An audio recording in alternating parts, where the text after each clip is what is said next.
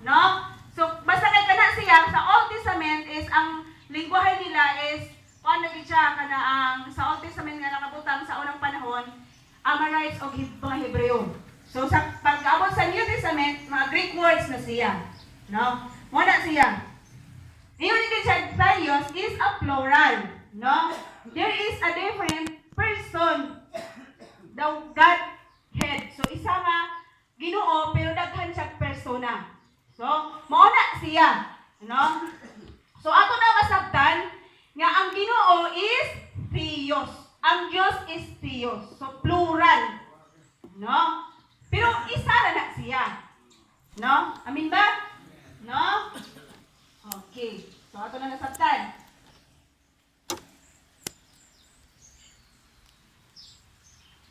Ako basahon sa Deuteronomio 6:4.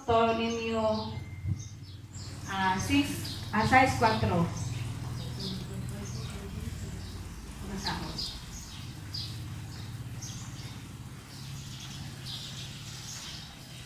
4, ningon diri sa 4. Hinumdumi katawhan sa Israel. Ang Ginoo lamang maoy ato Dios. So when God ragid siya, no? Sa kadto nga panahon ni Moises, no? So when God ragid sila, isa ragyud ang ilahang Dios. So mao gina ang dakong balaod nila sa unang panahon nga isa ragyud ang Dios. Amen ba? Okay, mga kaigsunan, no? So kining giingon nga Diyos ni sa panahon ni Abraham, no? Ang tawag nila sa Diyos is Elohim. O sa Old Testament man. O, di ba? Kay sa unang panahon dili daw sila mag-iskot og Jehovah or Jehovah kay kuan halang doon na siya, no? So atong basahon sa kining Genesis 26:24, no? No, gi-address ni siya kang Jacob, no? Gi-address ni sa Dios kang Jacob, no? Niyon siya nga ako ang imong Dios. Dios ni Abraham o ni Isaac. No? Niyon siya. Og sa Exodus 6:3 nag-address po niya kang Moises. Niyon po siya kang Moises nga ako ang Dios ni Abraham, ni Isaac o ni Jacob. No? So, muna siya nga Theos siya. So, plural. So, nabantog ini siya pag-ayo nga siya gyud ang Dios ni Jacob, ni Abraham, o ni Isaac. No? Ato po basahon ang Juan 8:56-58.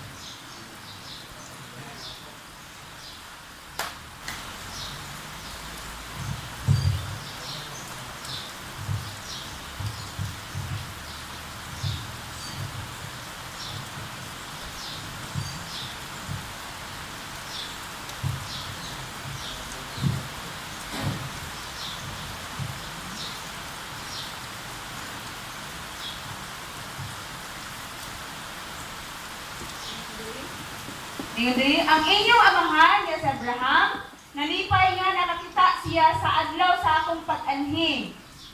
Nakita niya kini og nalipay siya. Ang mga tao miingon kaniya, wala pa gani kay 50 ka tuig unya nakita mo si Abraham? Si Jesus mitubag. Sultihan ko kamo. Wala pa gani mataw si Abraham, ako mauna. So naalag yun ang Diyos. No? Sumuna giingon nga ang Diyos, walay sinugdanan o walay katapusan.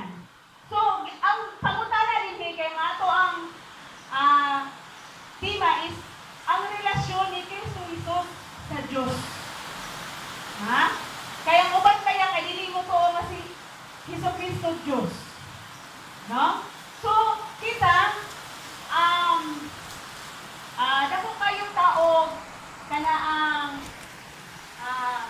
panalangin sa Diyos. Kaya ang atong tuhuan is si Kristo Jesus. Amin ba? Ha? Puktog na siya. Kaya naman, niingon man diha sa Juan 14:16,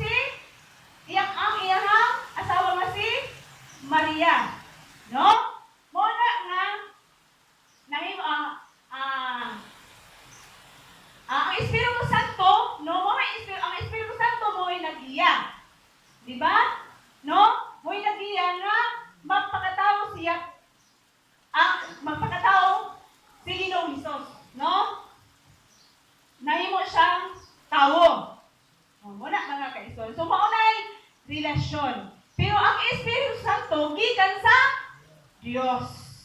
O, diba? So, mo na siya atong mahibalan. Kaya nga naman, ato din na siya hibaluan. Kaya nga no, ang uban, dili baya mong tuo nga si Kristo Diyos. Ha?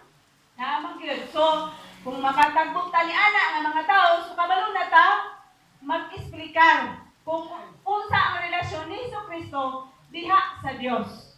Amen ba? No? Ang amahan, padayag, nga si Kristo, ipakatawo. No? Pero asa gikan si Kristo? Sa Diyos. O, di ba? Okay. No? Mingon dito nga, kay ang atong giusgutan pag-una is ang pulong man. O, di ba? Ang pulong, Diyos. O ang Diyos, mao'y creator. So, mao'y magbubuhat. So, diha na siya ang magbubuhat, no?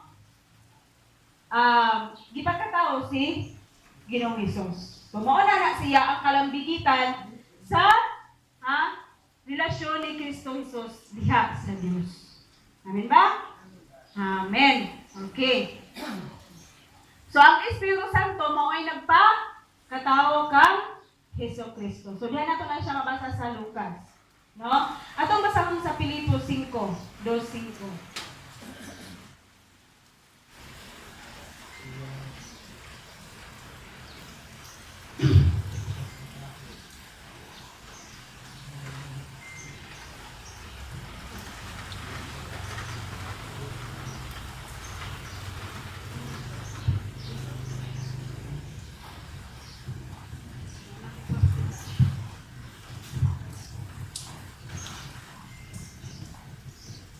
Filipos 5.